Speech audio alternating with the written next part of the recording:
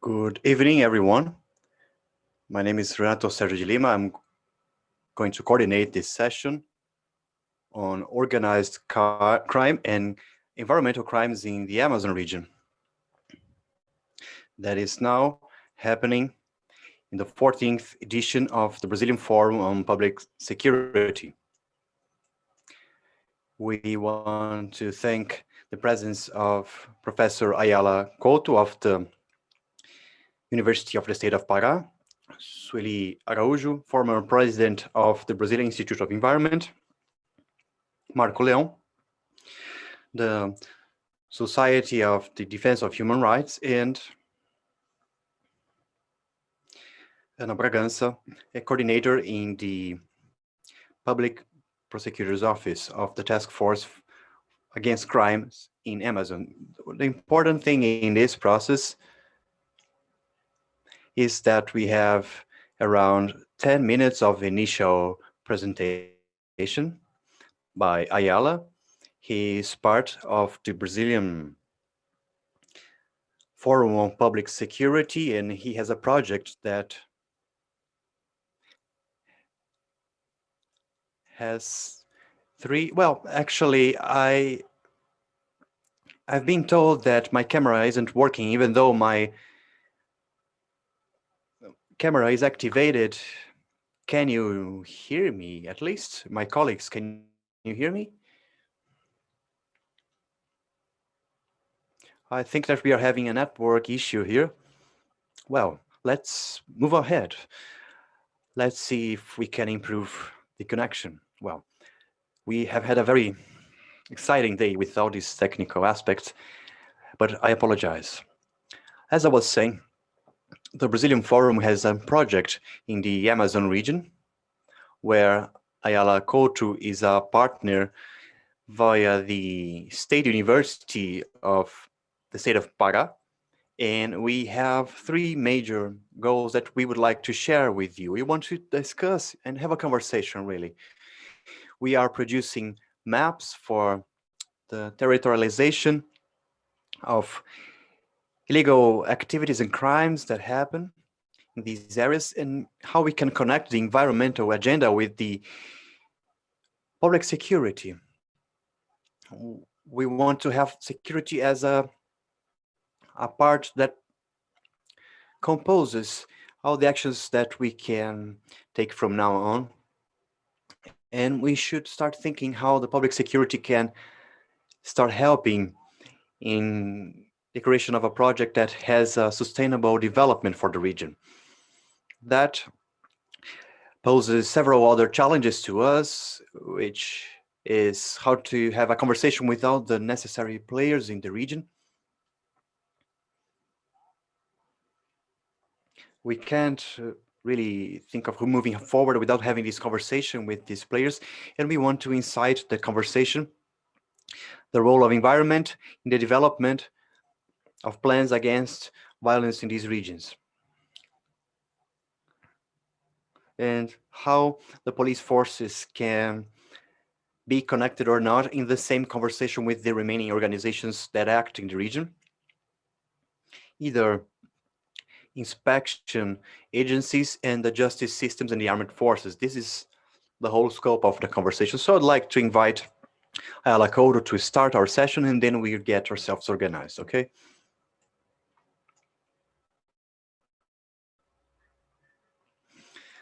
Okay, good evening, everyone. I believe that you can see my slides on the screen. Can you confirm that? Yes, we can. So I want to thank you for the invitation of joining you at this roundtable. I want to thank my colleagues who are joining me in this relevant debate. I will try to stick to the time restrictions that we have. I usually suffer in view of time restrictions because I really enjoy talking myself a lot, but here we have the dynamics of the organized crime in the Amazon region. Renato has presented me. I am Aiala. I am a professor at the State University of Pará, and I'm also a researcher in the university. I work in the post-graduation of geography. And I am part of this project with the Brazilian Fórum that is focusing on the Amazon region. Before I start with my presentation itself, I think it is important that we have some initial concepts so that can help us how these recent dynamics, when we talk about these drug trafficking networks, they create a structure of reorganization of space through these connections that involve organized crime groups in local and global connections. This is really important. Why am I saying that? Because the issue that involves the trade of cocaine in the Amazon is the main passageway that supplies all the markets in Brazil and many markets in Europe. Here we are talking about the organized crime from drug trafficking. It has to create scales of action in networks that make chains of organization so that we can understand the logic and strategy of production, circulation, and consumption. And therefore, the most varied strategies and the most variety actions for the blockage of cities or rivers or pathways, roads, these will be used as strategies for connection. So this is very important. Secondly, the cartography that we intend to present represents a completely new work. We have an updated cartography. Some time ago, by the end of the 90s, a group had presented a work on these networks. But what we have done now is expand this work, adding new pathways that come up and the level of presence of organized crime. That was not something that was previously worked. And this is the difference that we can see from our work and the previous work that was an excellent work that had been done by some colleagues in the Federal University of Rio de Janeiro. Besides that, another important note is the connectivity that is expanding in the region with the presence of PCC,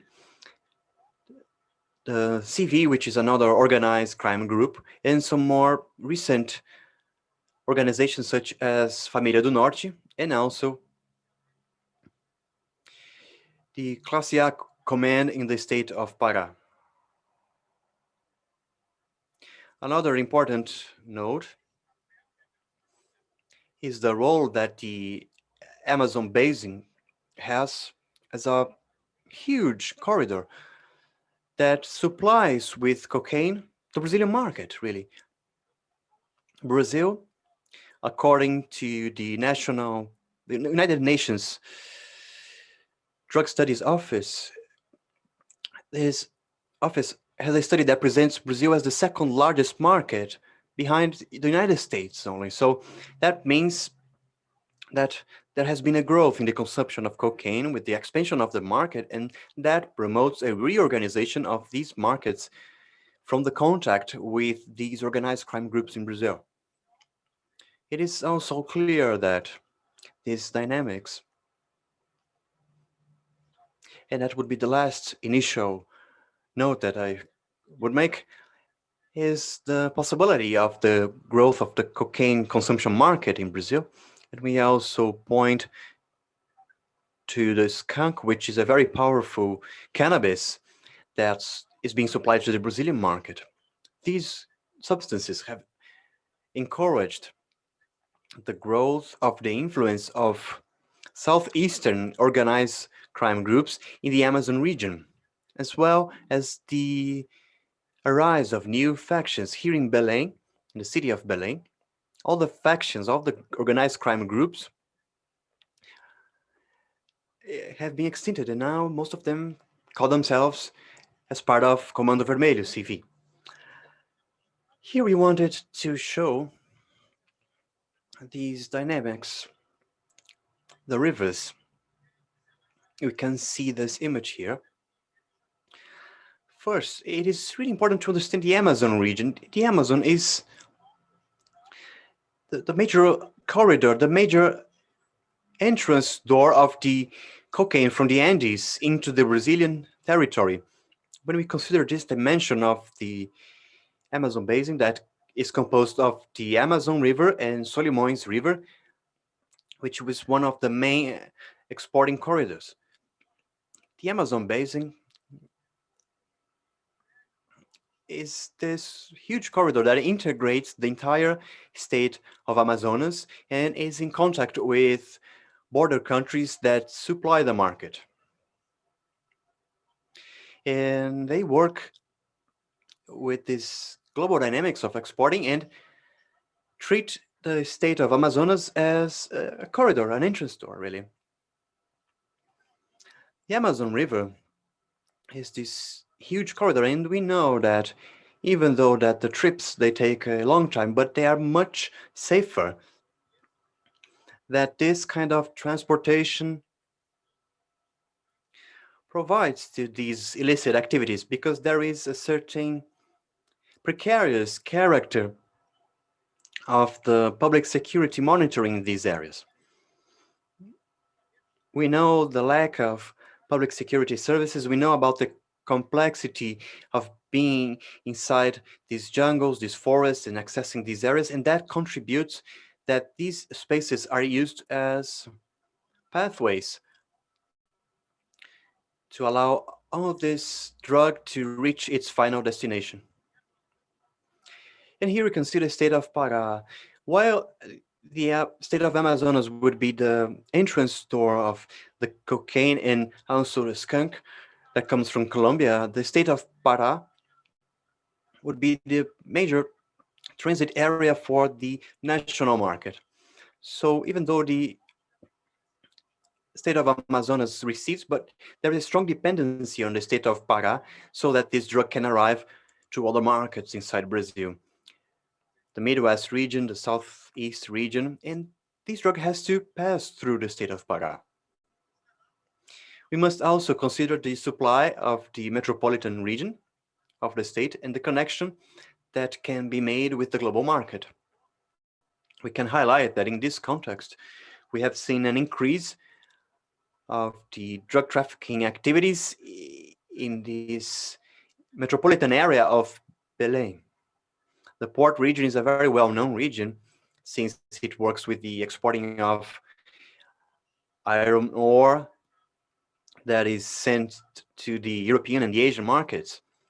And automatically you have a connection that happens at this point, not only for drug trafficking, but also for activities that supply the market in the state of Pará, black market of certain goods.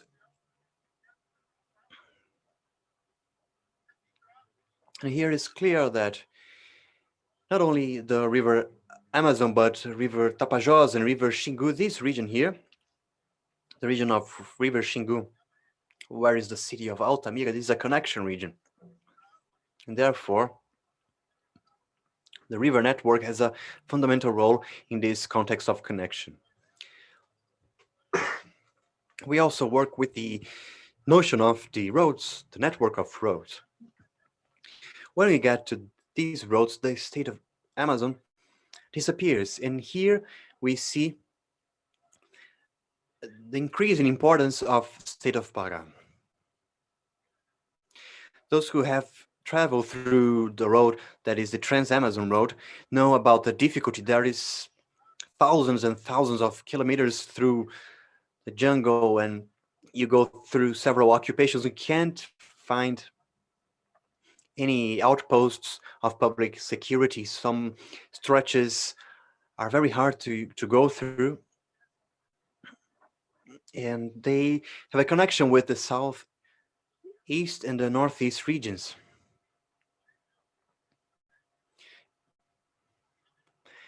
At the same time, at this region of Xingu, we can see this road that was built with the proposal of having integration with the soy corridor, and now it is being used as a drug trafficking corridor for cocaine. And we also have the state roads that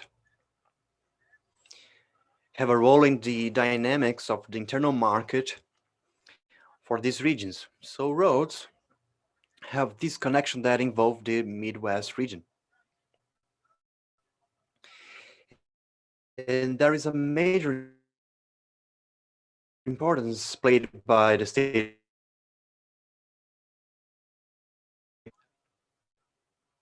that has this basically mandatory transportation of cocaine or skunk.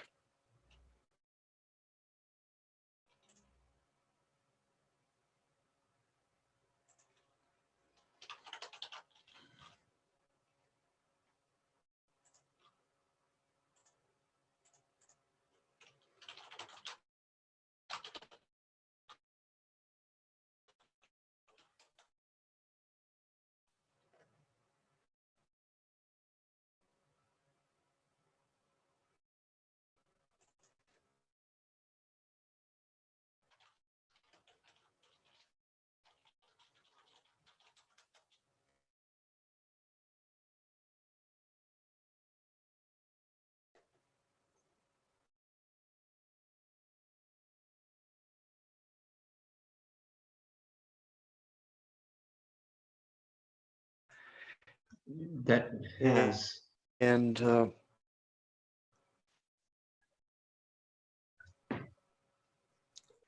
again, we are having some technical difficulties. There are private ports that are present in the Amazon that is part of farms and receives private planes where it was identified that several of them that come into Brazilian territory make the connection between Brazil and the Bolivian and Peruvian territories. And those are the main roads. But if we pick up the more complex network, then we start to believe or to understand how much the Amazon region is totally influenced by these people. It is impossible not to consider the role of the region, in this case, the Amazon, has the role of the Amazon. There is a connection to the national Brazilian market. There are other involvements with Guyana and Suriname, and they are part of this complexity, but we have to understand the complexity of the Amazon to see how it all comes around to become what it is. There are several. This is just one of the phases of doing this. But what's interesting is to try to prove, give evidence about organized crime related to drug trafficking. In the last few years, there is a growth of the smuggling of wood and mining ore to Europe. And they also use the same port, Vila do Conde, Macarena, with a connection to the north. And we're following that. There were several operations of the federal police that have been executed in order to inhibit these activities. Groups of control have been very active. There are the Comando Vermelho, the Red Command, and the PCC, two gangs of organized crime. They are very influential. And the region faces other problems. There's the smuggling of iron ore and wood that have to do with the environmental issues. There's also the traffic of people and traffic of people that go to the regions of mining and in Suriname and Guyana. And the state of Pará has a fundamental, central function in the dynamics of the commerce of cocaine at levels, national and international. While the cocaine is not that much consumed in Brazil, and their destination is the market in Europe, skank, which is a super marijuana, comes from Colombia. We haven't identified any origins in Peru or Bolivia. Lastly, in the last few years, Pará became a producer of marijuana that provides to Brazilian markets. Pará, Amazonas, Maranhão, and Pará are the three states that more feel of the traffic of people, but there's a strong relation about sexual exploitation, trafficking of people, mining, and drug trafficking and also money laundering too. These are the things that we are developing investigations on.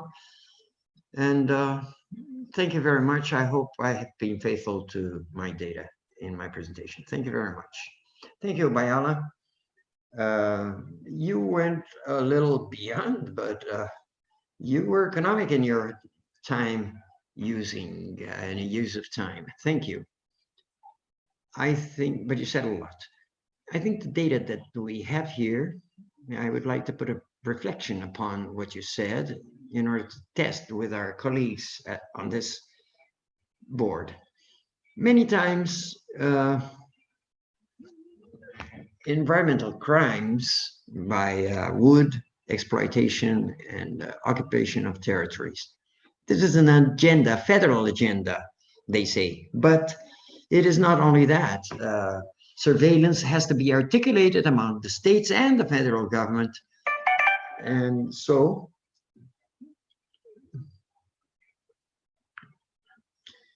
you can see that there is a big problem among spheres and state organs. More than building an enormous operation or a new operation for surveillance, state polices would better be better articulated with federal organs in order to be able to address these data, access these data. And these are the data that the team compiled and organized, but they weren't primarily gotten from scratch. It's a lot of accumulated knowledge that if somehow they were connected to other police organs, it is a state problem. Yes, deforestation is a problem. Nothing is disconnected from a big criminal chain. So if we talk about sustainable development, it is good that public security has no borders and no divisions between executive power, ministry, public ministry, states, municipalities, and federal government. I'll hand over to Sueli now to give you welcome. Thank you to all. I would like to thank you for the invitation. I'm grateful to be here in the forum, and I'd like to share the commission here with you. I had taken note of some points, but I would like to revert my talk in order to talk about the presentation of Professor Aiala and the presentation of Renato. Well, the first point is that really I believe that public security has no borders, and the issues of environmental surveillance has no borders either. So it's not just an integration of the security force with the federal organs of environment and organs linked to security in the federal government, but an integration that would be bigger, an integration between security and environmental authorities, which was composed by federal orders, municipal orders, and state orders. We had never been able to be articulated as a consolidated system in the part of fiscalization of our surveillance of the Amazon. There's a stronger function of Ibama, which came up because of the difficulties of environmental state and municipal organs that couldn't face criminal activity. They have training, yes, but in practice, all this should function as two systems, both environment and security, that would talk to one another and that would talk in different spheres of government. I believe that the federal government has an important role, yes, but this role is much more onto the role of protection is with Ibama, ICMBio, which also has a very efficient surveillance. I believe that the help of the federal government is much more going to these organs than the military organs. That's been my position. I believe that should be the correct way of doing things. I would like to make an analogy with the military surveillance. Environmental surveillance has its own logic. And if you put a military man in the coordination of all that, it's the same thing as you putting someone from Navy piloting a plane from the Air Force. Environmental surveillance has a logic that has been built during the last decades to work functionally in an effective way. But an organ as Ibama will rarely stop a truck on the roadside. Rarely would he turn or break up a sawmill, right? You can't solve just one farm and one sawmill. You have to get into a region like Altamira and solve the articulation of crime that is happening. The crime is connected. Territory occupation is connected. Devastation of the forest is and forest fires are connected. This money feeds illegal mining. Ibama gets to an illegal mining place. There are some near Altamira in the municipality of Altamira. What do you find there? You find machines that each one of those machines would cost $500,000 reals. It's not that population semi-slavery regime that buys that. So there's money feeding all this. So I agree with 2 points. The needs for articulation of interfederative action and the necessity to see the articulation among the organized crimes. What bothers me, and I have stated this, is the operation called Verde Brasil. Security forces can and should help, yes. And they have helped, they've always helped the security of organs such as Ibama has been made by the civil military police. Ibama never goes alone, you know, only special groups, but usually they go with the security of the states. But what's my bother here? I think that you have a whole job done for sophisticated operations, but it's not being used. It's abandoned. There is a priority for operations such as presence. There's a lot of men at the field in the Amazon. You don't solve things with that. We get 300 men in the Amazon, 3,000 men who's not accustomed to the region, who are not accustomed to the region, you don't solve anything. So you have to have an intelligence work, a very sophisticated intelligence work with interacting with public organs, and the state and federal security forces can help. You have to have imaging, satellite imaging, and cross those images with productive chains, tracing productive chains. Who sells soybeans to whom? Where does the money come from? Who is it going to be sold to? Who sells meat or beef? And what's it? So the sophisticated and nice operations that are efficient have that kind of operation. And sometimes it takes months to get to the region and solve a problem that articulates several perpetrators. Sometimes known banks are financing these things. The financing attains embargoed land also. So I think the path is integrated action, but never the militarization of the logics to choose operations.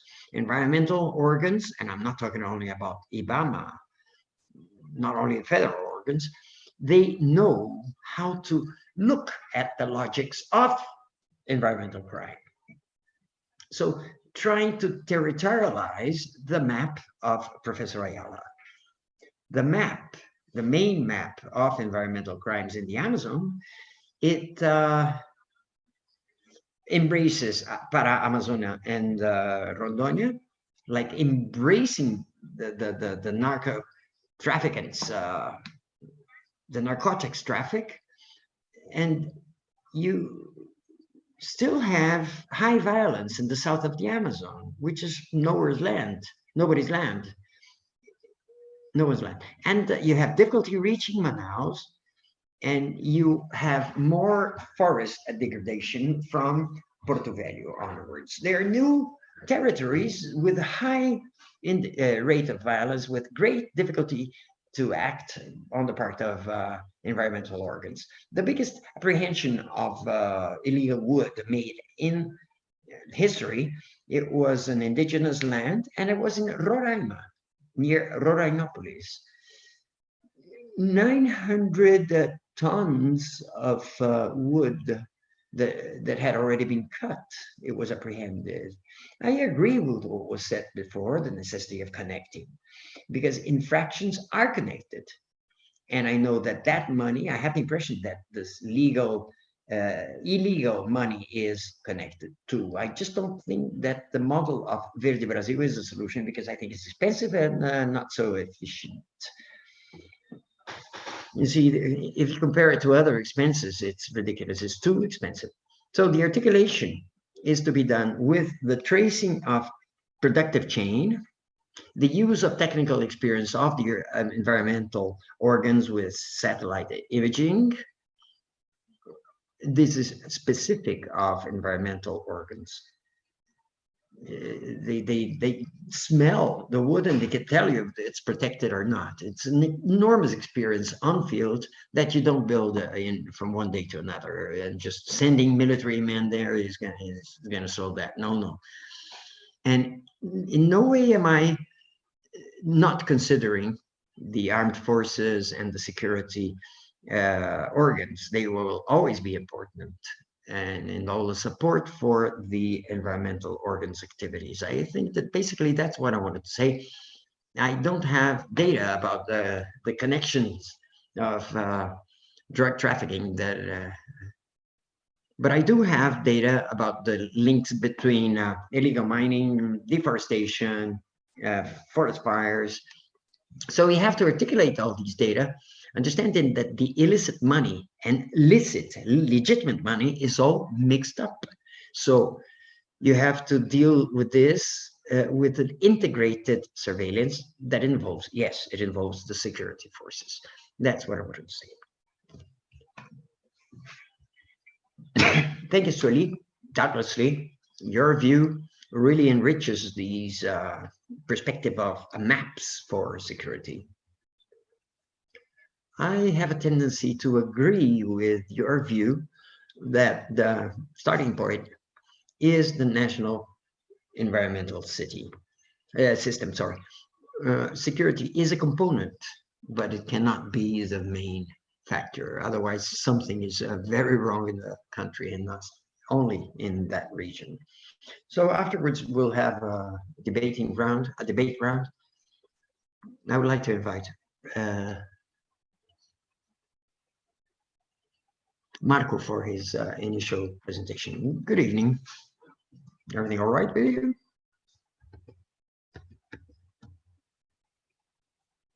I think there is some instability in the connection, but I can hear you. We can hear you very well. Thank you.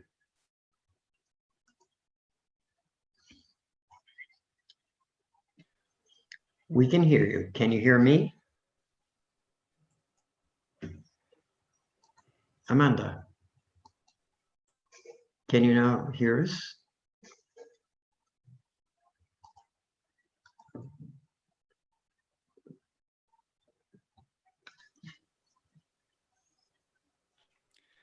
Yes, we can hear you.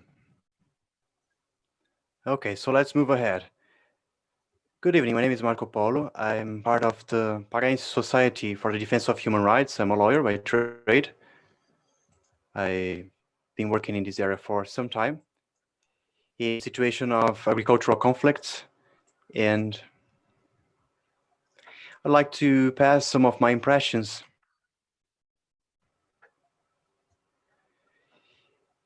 And I want to greet Sueli and Aiala, some of our partners. One thing that I'd like to point that I find curious is the fact of being in the Amazon and seeing a wave without limit of environmental crimes and seeing very few people being made accountable for these crimes. So the very federal government has been left not accountable for all the crimes that have been taking place here.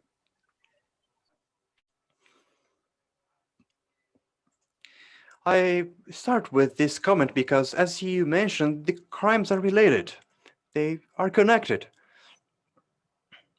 When we see the increase in deforestation, we can see this happening in the state of Pará all around, and that should result in an investigation, in a due process, and the penalty to people who are responsible for that. But we are seeing our rivers being destroyed. Some tributaries are also being destroyed. I've been with a friend from an organization that deals with indigenous or communities, and they're fighting against the dry season of Xingu River. And we are also seeing a moment from the start of the possession of the tenure of President Bolsonaro, and we are seeing all these crimes. For instance, water is a very basic and important resource for us. I believe that we need to think about the causes of the situation. One of the causes is that most of the public security agencies are not able to fight against all these destruction, and that makes things very complicated. I'm also a lawyer, and I want to tell you that some years ago, I made a representation in the city of Santarém by a labor union there, reporting on certain illegal activities that were happening there. And we can see that there is a deficit of 47% of public servants in these agents, and I cannot think about any alternative to face these crimes that are being committed when we have the very state lacking the necessary number of public servants, and public servants who are motivated and encouraged to do the work that they need to do.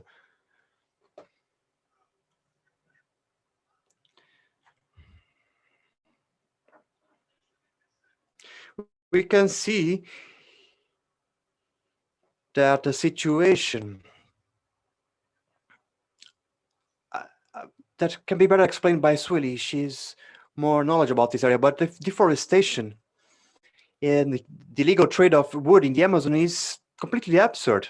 We can find in lots of places sawmills operating with illegal wood and trucks full of wood that is illegal. So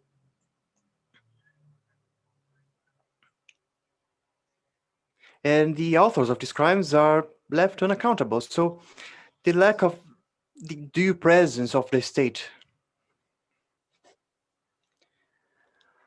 is really complicated. So I'd like to draw our attention to this point. I'm not really sure how the control of the public attorney offices really work.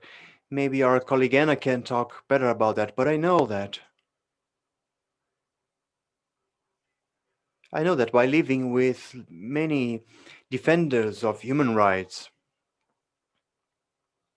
that these communities have always suffered. And in this debate, we must open our doors and have opportunities for introduction of the organized civil society. And that is because indigenous peoples who are victims of a series of conflicts and murder attempts and threats in Brazil, they have always done that, and they have always made these reports and accusations. The forest fires that we can see and destruction of rivers or illegal actions by mining companies, they have always been reported by these communities. The action of many illegal wood tradesmen have been reported by these organized civil society. So this is not something that is related to Bolsonaro only. The mission of federal government has been happening for a very long time. So there are many leaders in many communities who are being threatened by many criminals. There is the very famous case of Dorothy, who was murdered, but there are many others who have been murdered, were murdered,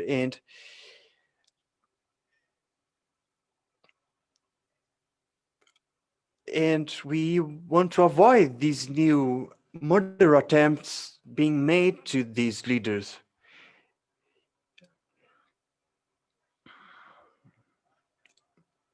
And this situation should change if we have a guarantee that the civil society and institutions, professors, researchers can make these reports without a risk of suffering retaliation. That would be really important. But unfortunately, the witness protection programs have been deprived of funding in Brazil, and I believe that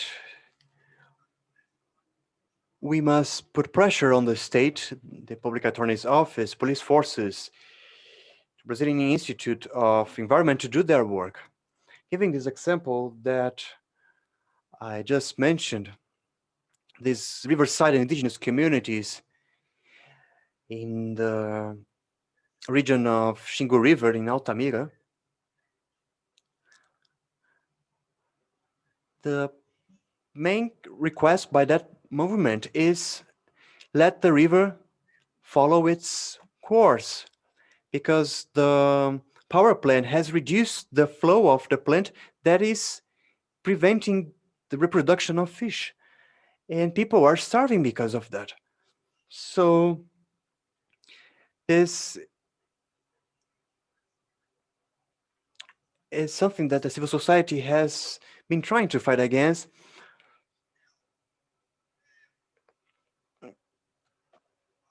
On the other hand, I believe that we must work on and I'd like also to point to the conclusion of my part here, but we should think about some more global ideas. I believe that this integration cannot happen only between public security agencies, but it has to involve the civil society somehow, so that we can create channels and spaces that can be more permanent, can be safer for our communication. Second, I think that we must request a more intense presence of agencies here in the Amazon. I'd like to tell you an example. I was giving a consultancy service to an indigenous people that was fighting one of the longest, most intense forest fires in the region. And there was a certain difficulty because we have only one public prosecutor's office in the region, so and a very low presence of the Brazilian Institute of Environment in the region. So that forest fire unfortunately destroyed a great portion of the forest. But let's think for a moment, if somehow we didn't have the organization of the civil society that is already fighting against that and doing the best they can, that would end up destroying the reserve area. So This integration is really important in the same way that we must rethink and demand a change in the attitude how the federal government by Bolsonaro is trying to give a good appearance to the figures and the numbers.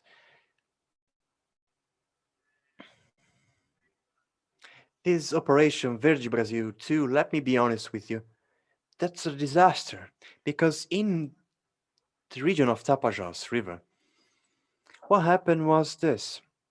They went there and had very small operations, very few ones, but they didn't even affect all the people who were taking illegal wood and illegal miners in the region. And they were not taking care about the threats being made to the community. So after all, we have indigenous people suffering threats and farmers fighting among themselves because that was not integrated. These actions are irresponsible. If you don't ensure that all these important agencies like the Federal Police, the Public Prosecutor's Office, and the Brazilian Institute of Environment, they should be present. If they are not there and they're not giving support, things won't move ahead and people will continue doing the same illicit activity, because people who don't have enough money to purchase medicine, for instance, they will accept working on the illegal trade of wood. They will allow people enter their property, their territories, to cut wood illegally. That's wrong. So we need to rethink this model. I think that this is wrong. We have presented that to the Public Prosecutor's Office because these things result in a series of threats, but we have had no results so far.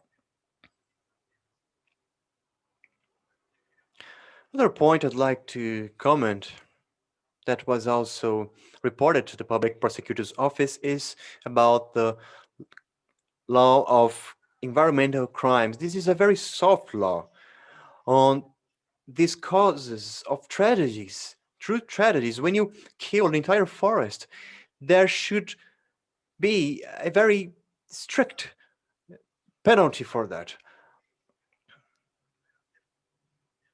I know the penal system very well, but I believe that we need to move on with this issue of making governments and companies accountable and having a more intense activity with international agencies such as the United Nations and the European Union, and demand them not to close their eyes and then request us to provide them with products that are environmentally correct. But my view is that we should bring entities and agencies, the civil society, closer together and increase and appreciate the presence of the state in the Amazon region. Thank you very much for allowing me to make my contribution to the debate. I thank you, Marcos. It is really important that we have the civil society joining in the search for the solution. And now I'd like to give the opportunity to Ana Carolina to speak a little bit. And by the end, we have a conversation. All right. Thank you, Ana Carolina. Thank you, Renato. Good evening, everyone. I'm really grateful for the opportunity to talk at this forum, such a relevant state for the discussion on public security in Brazil. So, well, I have a very short time. Let me be straight. Talking about organized crime and environmental crimes in the Amazon, we in the Public Prosecutor's Office have faced a challenge. That is the challenge of showing how the environmental crime per se can be inserted in a context that it is structured in such a way that it can enable the creation of organized crime groups. So, organized crime groups, we have an association to the drug trafficking, PCC, Comando Vermelho that we have in Brazil. But they are, in fact, an association of 4 or more people that is characterized by the division of tasks with the purpose of obtaining advantages of any nature. So our colleague Marco has pointed very well that in the case of environmental crimes, we have some problems in our law of environmental crimes that is related to the duration of the sentences. Most of them last very short. But when we look closely at the phenomenon of the environmental crime, and we look at the companies and the organizations that are present there, we see that there is an organized business activity for the extraction of wood, for the legal appropriation of land, legal mining. In each one of these criminal typologies, we have a challenge that is faced by the leader of the criminal group to bring his product to the market, because they are producing ore, let's say, or gold or wood, and this criminal has to disassociate the image and the product itself from crime. So at this moment is that other crimes are added to this productive practice so that this product can finally arrive at the market hidden in a way that it can present itself as a licit, a legal product. When we look at the several activities that are illegal activities, we see the structuring of these organized crime groups.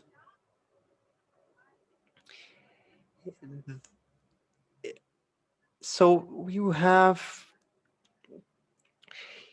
ideological falsity, crimes, money laundering, corruption at several agencies, environmental agencies, eventually police forces. That can happen as well. We will see even violence, indeed, because the environmental crime is very much referenced inside its territory. It is very focused on a territory. So when we talk about deforesting, for instance, it occurs at a given territory, an indigenous reserve or anywhere else. So mining is the same case. So at that territory where there is the intention of committing an illicit activity, we see conflicts that generate acts of violence. And it's not by chance that Brazil is the champion in these kinds of crimes. So for each of these typologies, if we think about the legal mining of gold or wood extraction, there is a very peculiar structure involved, from which criminals organize themselves so that their activities can get this appearance of being legal. So, talking about illegal gold mining, we have the laundering of the gold being practiced at the very first acquisition, the first sale that is done by the mining to an authorized purchasing outpost. At that sale, there is the falsification in the sense of trying to indicate that the gold was legally extracted, and the inspection controls of the state are very failed, are very poor. So after that, the gold becomes completely legal then. So our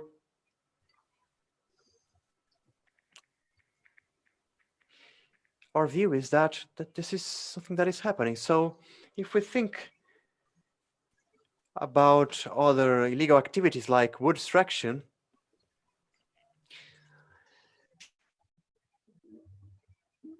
we have the laundering of wood, credits for making inventories that are overestimated to practice illegalities. We are credits of that are false. We have wood mills that are registered to the name of phantom proprietors, and each sawmill has their own phantom proprietor. So you have to break up the layers of these of criminal activity to get to the person who's responsible for it all. In the same way, the invasion of territories for indigenous territories to practice the beef, cattle exploitation happens in the same way, with violence, with disputes in territorial possessions. And this possession is hidden through false documents, registered all according to law, but it's to the name of phantom proprietors. So it is a whole network. Oh, there are also clandestine selling of lands that are not considered to be as sellable, that are able to be sold. There is a fragility also in public organs that let it pass by, you know, close an eye to it. And there are cases of corruption also in public organs. And at the end of the day, you're dealing with an area that was deforested, it was invaded, you're selling that cattle from that area to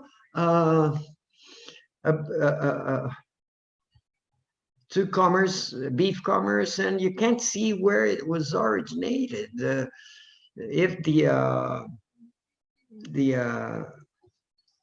slaughterhouse is not smart, they might be guilty, but they're not really guilty. And they got documents from another legalized beef farm, cattle farm.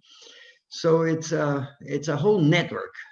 In the Amazon, you launder beef, you launder gold, you launder wood. It is possible to launder fish. Ornamental fish have been laundered, you know, which have big value to the Asian market. Ornamental fish, they export it as a common fish, but the price they charge at the endpoint is much higher. So we're talking about illicit activity.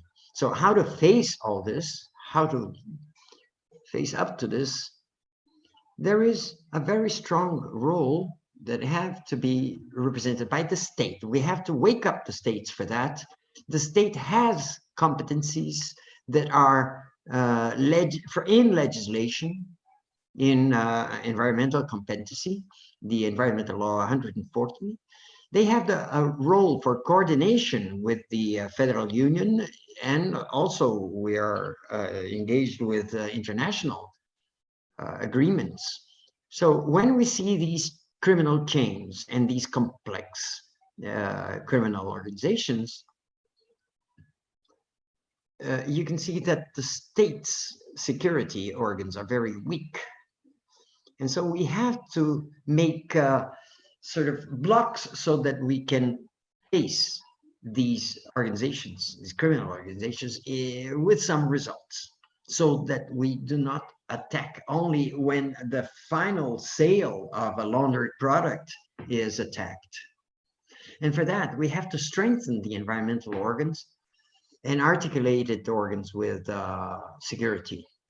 I would add that it is also indispensable to develop the state organs into the perception that environmental crime cannot be used as a means of life. You know, there's a perception that has been established since decades ago that deforestation is not an important thing, an important delinquency.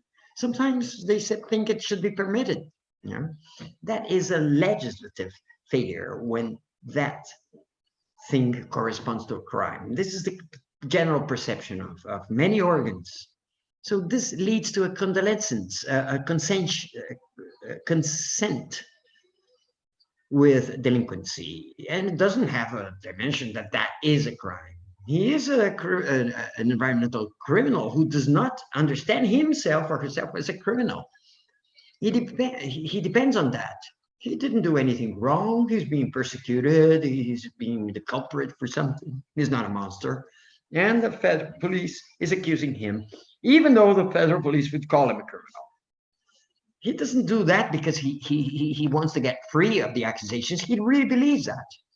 And that means that we have a problem of the offering of other mechanisms for generating income to the population, and take out the population from these delinquency of consent, say. So this is not only security forces' job, but this is very important to be taken into account, to propitiate development and sustainable development in the region. I think that is our great challenge when we're looking at a very complex phenomenon, and try to face them in a complex way also. It's never simple, but in the widest and the deepest way as possible, in debates such as this, where we are organizing now, to make it possible. That's my message. And I think I overdid my time. Sorry. Thank you. No, it was a very interesting in a complementary way to have such different talks that are nevertheless connected. And we've had some important points pointed out too. And as Major Salois said, as the Army, there is criminal convergence in the Amazon. That somehow one delinquency pulls another one to appear, and you can't deal with it with just one control point.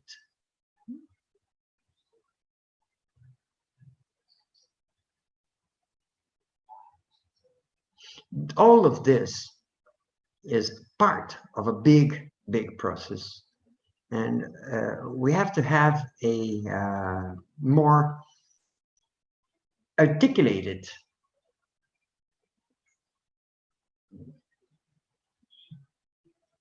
security mind in order not to just punish and get the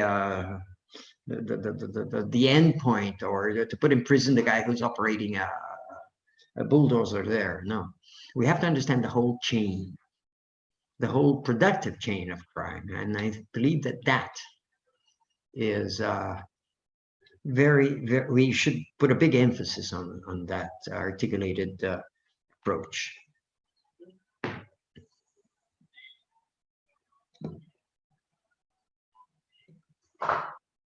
The idea is that I think you were a little cut off, Ana Carolina. Have you come back now? Yes, I'm still here. I'm still here, she says. Yes, because you were cut. Your image was frozen for a while. But in any case, I would like to make two questions to you. One of them came in a private chat for obvious reasons. And it's important that we say that in the logics and the search for solutions, which is whether there are news on the involvement of police agents. And the answer is yes, of course, we know that. But up to what point does that compromise the level of surveillance, especially in the surveillance of the illegal occupation of territories and other illicit actions? Of course, there are individual cases, but are there news of movements? This question came from a police agent, so he asked to be anonymous for obvious reasons. And the other question that I would like to put forth here is, we're not going to be able to think of this integrated model without talking to the military, without thinking about the doctrine that the Army, the Navy, and the Air Force have since so many years in the Amazon. It's a central point in the vision of the armed forces of Brazil, the Amazon. I believe that I agree with Sueli who says that it's not a question of making a mega operation. So what's the role of the military personnel? What's your opinion, so that we can relate the three? Society, executive power, public ministry, together with the armed forces. In your opinions, how can we have a dialogue with the armed forces to think of solutions that might be beyond Brazil network, Rede Brasil? And an important question, with the arrival of these new routes, as were described, the new routes for organized crime, and the strengthening of these new routes from the dynamics of the business of drug trafficking, are these routes taking advantage of the environmental crime routes? Do they get together sometimes? These three questions. Aiala. So I'll repeat the order of your speeches. Aiala, if you can make this intervention and answer to these questions, I would like you to do so. Well, I'll try to be objective in the questions. I'll try to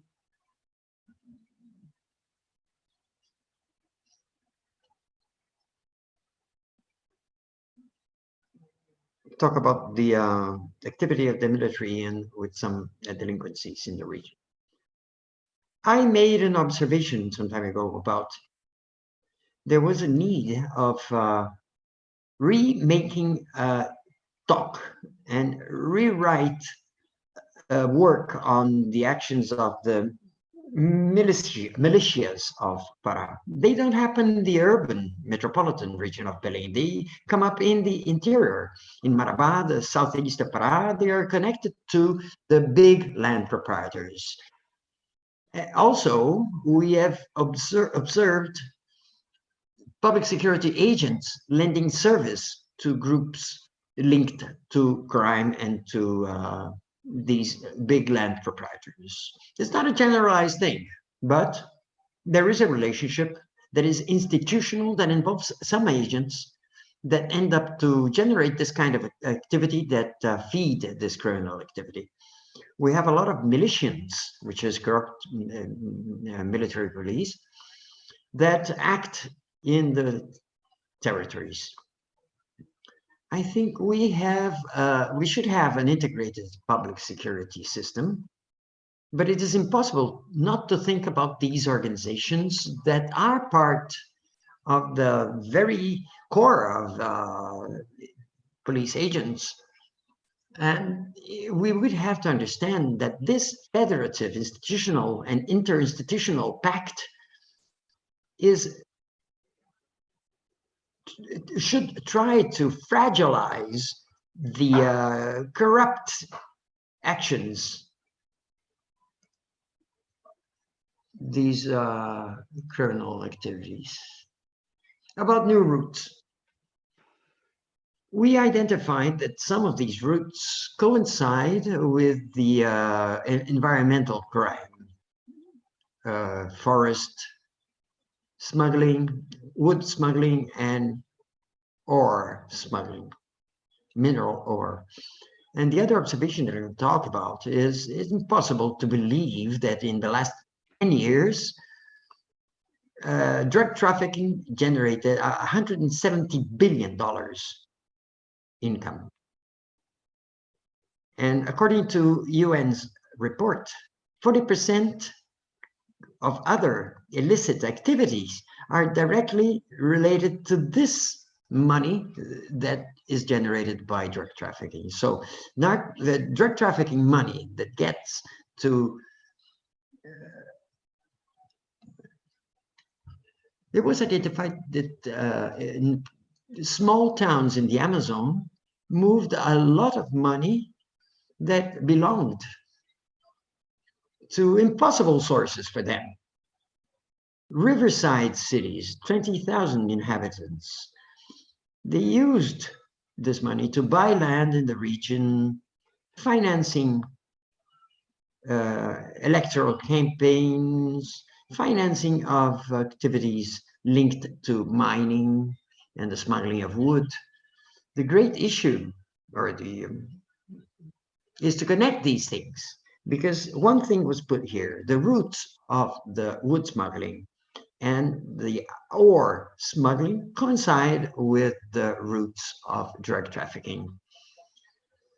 Considering this economic dimension of this activity, billions of dollars, it's practically impossible not to see where this resource comes from.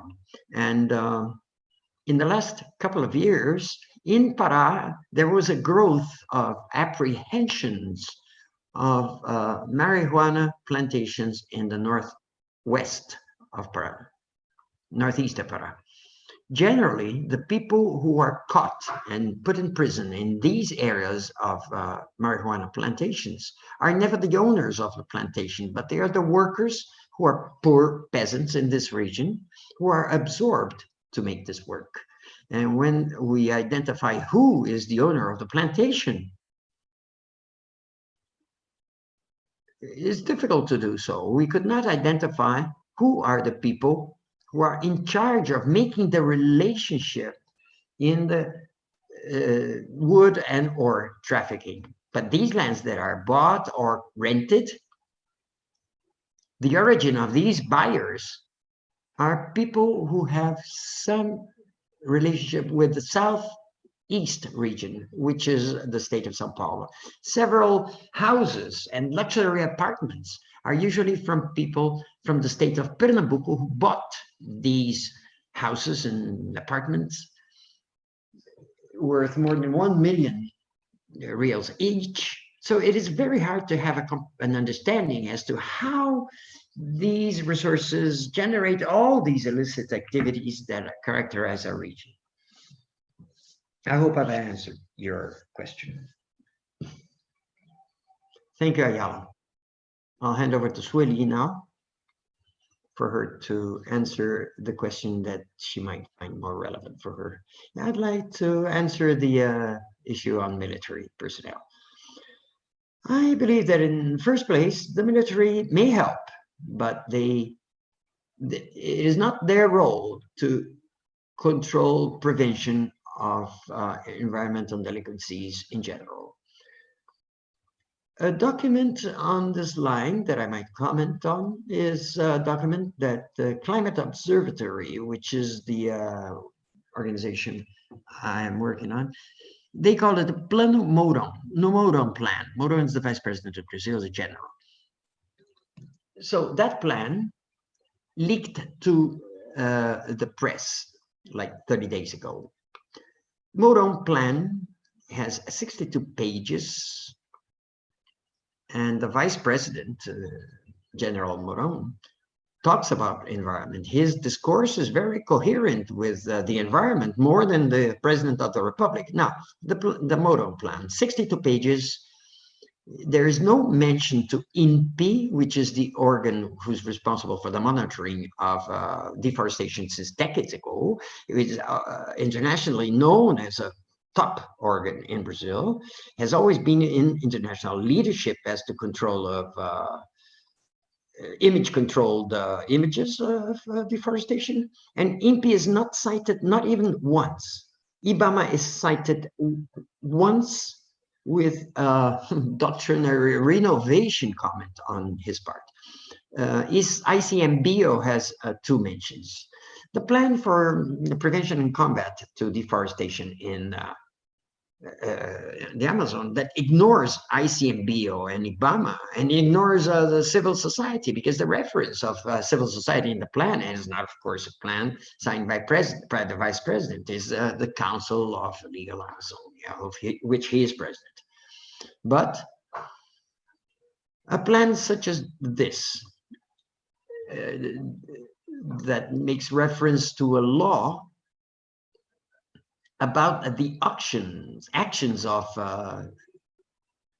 non-governmental organizations is harm. So civil society is seen as an object of repression by this plan. So it's difficult when you put a very military vision on this public policy. I think the militaries are part of this. It's a complex situation in which you have several municipal and state and federal organs. Complex governance has to be based on respect, coordination, transparency, respect to the technical part, so respect to the organs, the environmental organs, and the military are one component of all this only. So the vision that is too hierarchical of a proposal such as the model plan will only take to difficulty and failure probably.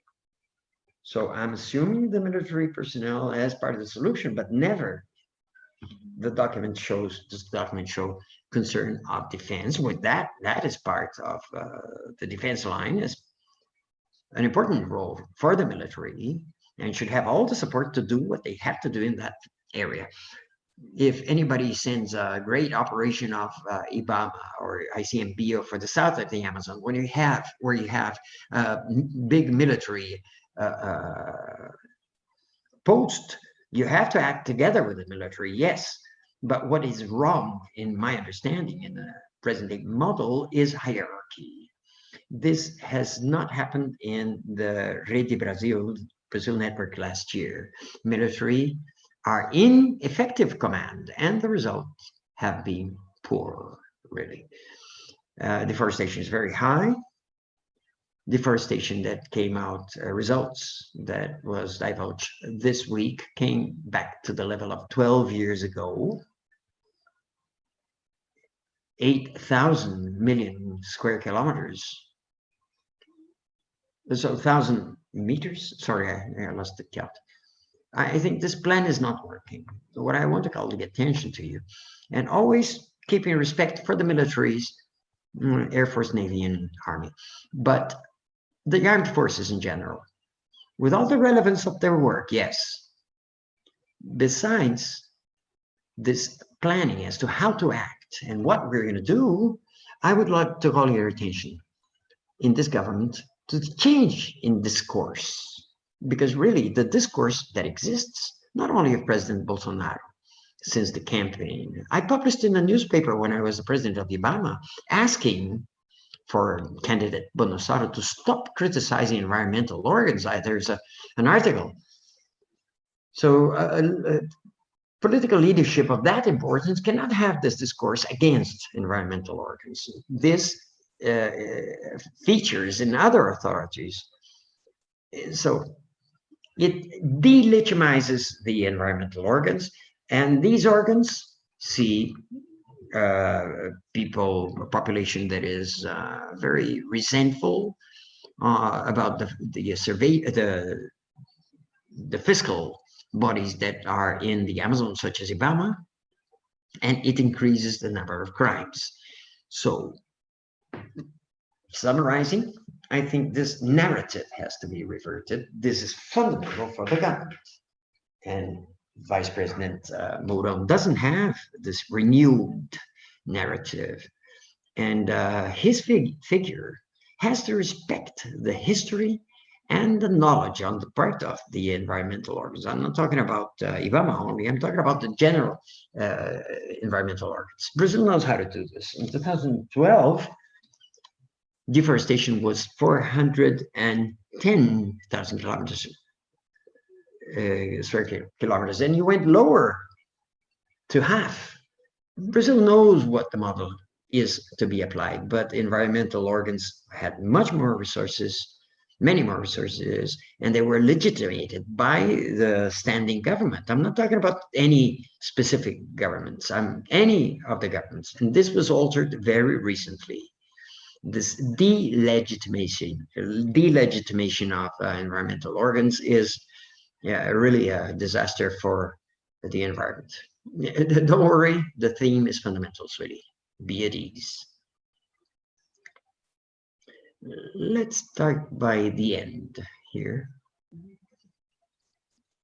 I really think that we have to make the correct characterization of the federal government in the person of the President of the Republic. He is a criminal. From any way you can look at him, what he has done with Ibama, with environmental organs, and what he has done with indigenous leaderships, NGOs, with INPI, is something that really the International Penal Court should consider much more, because I don't believe that in Brazil, with the way it is, there will be any kind of reversion as to the responsabilization of the President of the Republic. In Pará, we did one or several times. We reviewed the environmental issues and as related to the pandemics and the intervention of the armed forces in the Amazon, I think follows the logics of what Bolsonaro government talks about. Putting military personnel occupying these posts at the environmental organs.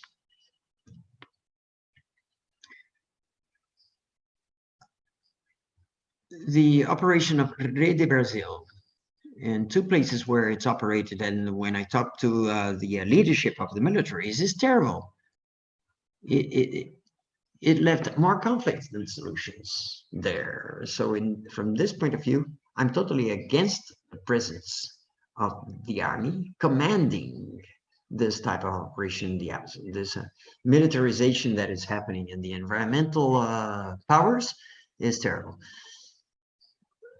This big council for the Amazon, it was just to show to the Europeans has made had thrown to the ground the history of environmental technical organs. I've followed up public servants of the environmental area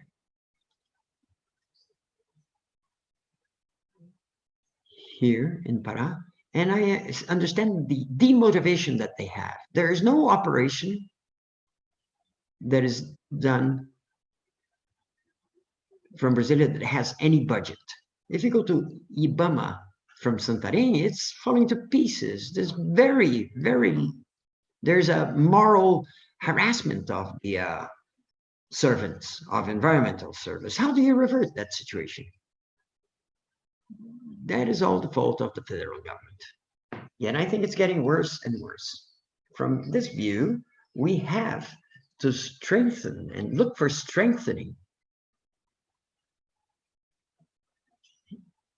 We have to have actions to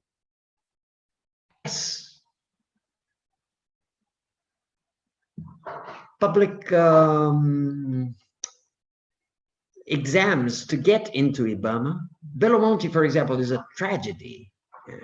Public ministry understood the genocide that happened in Belo Monte. So we have to strengthen the environmental organs. That's fundamental, because don't believe that the militaries will be able to do anything beyond what Bolsonaro and Mourão tell them to do. I think the biggest activists responsible for the preservation of environment, especially in Pará, are the extractivists, indigenous, quilombolas, riverside dwellers, who we don't see any roads being built. And these people who dwell there, these indigenous traditional leaderships that are being threatened. So if you believe in the fortifying of state and environmental organs, you have to respect these leaderships. Also, environmentalists and traditional peoples who guard the Amazon. I would like to thank for the invitation, for myself being here, and I'm honored to participate in this dialogue. Thank you. I'll hand over to Ana Carolina. Thank you, Renato. I'll talk a little about the military police and the comments that made by our Aiala. As all profession, you have punctually cases of corruption, but what I'm more concerned in structural terms is the work together with the military forces, the local military forces, in the perception of the delinquency. Because when you Many times when you have little surveillance, the illicits that happen in environmental aspects, the police has to deal with several other crimes, such as homicide and other crimes that we know about. Now, a forest fire or a sequence of fires in the municipalities that are very much deforested may seem to be very little. So the dimension is not obvious. The relationship between the delinquencies that they deal with normally, which is a violent thing like homicides, and the environmental crimes, perhaps there should be more light upon the environmental crimes and what the impact is on the population as a whole. We know that the amount of people, the respiratory problems in children, for example, doubled because of the incidence of forest fires. So it's not just a light crime. There is a damage to the population caused by this kind of delinquency.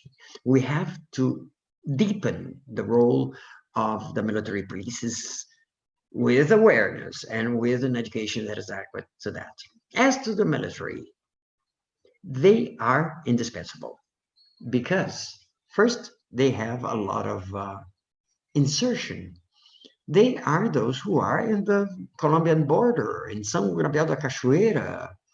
There are intelligence productions that are indispensable and made by them because they are the ones who are there. Now, the intervention of armed forces, there is a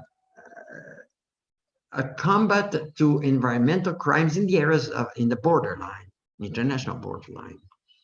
There are repressive incursions to illegal mining, and that's the institutional function. But the way where this environmental delinquency is faced and promoted in the whole country, this is outside the legal platform of attributions of the armed forces. Now, the policy for environment protection is defined in the National Policy of Environment, and the Ministry of the Environment is the one who's responsible for that.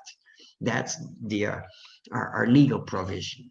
But what I see is that the Ministry of Environment has to assume that position to be the great producer of diagnosis, of knowledge, together with all the other agencies, including the military agencies that have this very relevant role, especially in the border, international borders, and the repressive actions and the production of intelligence elements. Their role can be deepened, yes, with their attributions, yes, and they act very well, but they should turn to technical expertise and to consider this technical expertise in the decision-making of the military. Thank you. Perhaps we can make a closure now. I believe that you have sent over the message in a very synthetic, direct, and clear way in very short time, because if it was myself talking, I would take an hour to speak things that you have talked about in 5, 15, 10 minutes. I would like to thank everybody immensely. I can make some important summaries of this commission here. From one hand, the surveillance of the organs, the surveillance organs, and without the evaluation of surveillance organs, both politically and institutionally. So it is important that we send a signal to the criminals of the whole criminal governance and criminal chains in the region that there is a mobilization both from the state and from society, and that is another message here. State and society have to work together. It's not just rhetorical discourses for integration, for systems, but it is to work with a fundamental issue, which is intelligence support, and articulation among the forces that it demands dialogue and interaction. To come out of their squares is very important, their comfort zones. Doctrines and practices keep us in our comfort zones, in our competencies, in our issues. Now, if we think the military, for example, the armed forces, the military person is trained to assume coordination in a crisis situation. The problem is that the environment cannot be seen as crisis. It has to be seen as a condition for development. The role of the military, doubtlessly, is, that's my personal opinion, is a little going that way. If they had given support for command and control of the national system, it reduced the deforestation rates. So we have to come out from an emergency situation towards a situation for the assurance of sustainable development in a democratic and fair way that would ensure minimum rights for the riverside dwellers, the Quilombola communities, indigenous peoples, and so on. So we cannot just yield dialogue to the militaries or pass over military with dialogues with the military. So we have to see the emphasis given to the polices. The police organs are part, and environment is part of their fundamental mission, and not just try to put in jail the micro drug trafficker, because the mega drug trafficker will be in Sao Paulo living in his apartment, laundering money. So the action of local police can be articulated in a much more efficient action. And we come out of the dynamics of the efficacy and go into efficiency. There's a lot of work being done, we admit that, but if we don't talk and dialogue and interact, and if we do not leave our comfort zones, the organized crimes wins. And unfortunately, the discourses for destruction and hate discourses that are completely insensible to the real life conditions, and the real dignity situation of the Amazon peoples, we will start thinking that it's good against evil. No, development presupposes the union of efforts, but it's not just rhetorical. There should be the effective building of a dialogue that incorporates society and government. The Forum for Brazilian Public Security stays with you. The investigation by Aiala will bring results. I'd like to salute the integration of the public ministry with civil society and with you all, because that's the way that we will be able to perhaps generate knowledge that might contribute.